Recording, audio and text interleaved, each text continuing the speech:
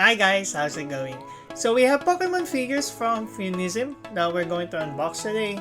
If you're a big Pokemon fan, you're going to love it. So let's get into it.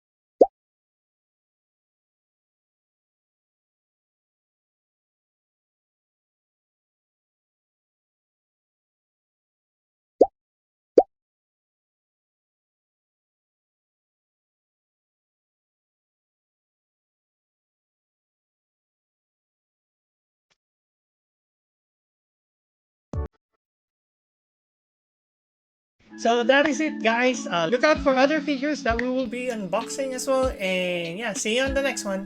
This is